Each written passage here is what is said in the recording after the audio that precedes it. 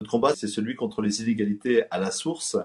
Nous voulons penser une nouvelle entreprise et nous travaillons depuis des années au groupe socialiste et avec le parti à redéfinir ce que pourrait être cette nouvelle entreprise en France, en Europe. Cette proposition de loi que nous défendons, c'est en fait un plaidoyer pour des écarts décents de revenus dans notre société et au sein de nos entreprises.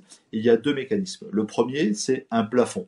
Personne ne peut gagner plus que 20 fois le SMIC, qu'on soit dans la fonction publique, dans les entreprises publiques ou dans les entreprises privées.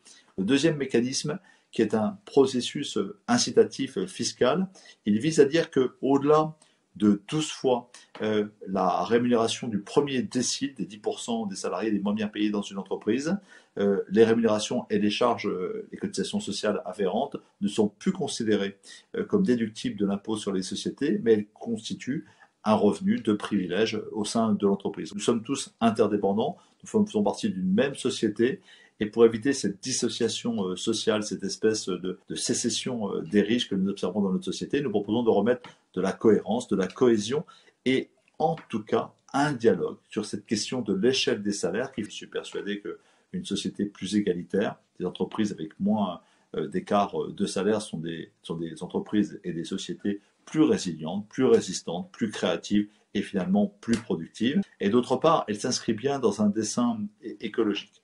Parce que nous le savons, les rémunérations indécentes, délirantes que nous observons aujourd'hui, le patron de Sanofi gagne en un jour autant qu'un aide-soignant en un an. Ce type d'indécence, il est également prédateur des ressources de la planète. Nous savons que d'une part, les revenus les plus délirants, les plus excessifs, surconsomment les ressources planétaires, mais que par ailleurs, parce qu'ils n'arrivent pas à consommer tout l'argent qu'ils gagnent, et ils contribuent à des bulles spéculatives qui déforment la réalité de notre économie.